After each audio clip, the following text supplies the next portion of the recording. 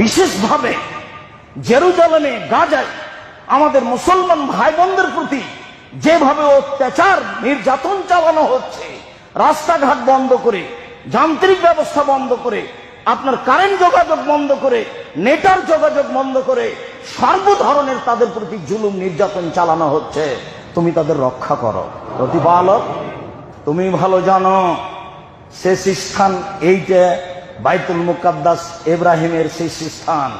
তুমি ভালো জানো এই সেই স্থান, জাকারিয়া আলাইহিস সালামের স্থান, এই সেই স্থান সুলাইমান দাউদের স্থান, এই সেই স্থান মুসা আলাইহিস সালাম যেখানে চলে যেতে চেয়েছিলেন, এই স্থান, যে স্থান আল্লাহর দয়া, তোমার দয়া ও রহমত দিয়ে ঘেরা, যে স্থানে তুমি মুহাম্মদ সাল্লাল্লাহু আলাইহি সাল্লামকে কাবা ঘর থেকে রাতে রাতে নিয়ে গেলে, তার নাম বাইতুল মুকাদ্দাস। সুবহানাল্লাযী আসরা বিআবদিহি লাইলাম মিনাল মসজিদিল হারাম ইলাল মসজিদিল আকসা। তুমি তাকে নিয়ে গেলে মসজিদে হারাম থেকে মসজিদে আকসা পর্যন্ত।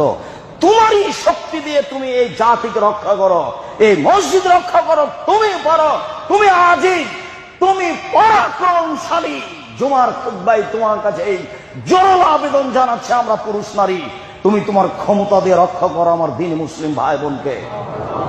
তুমি তোমার শক্তি দিয়ে, পরাশক্তি দিয়ে তাদের সহযোগিতা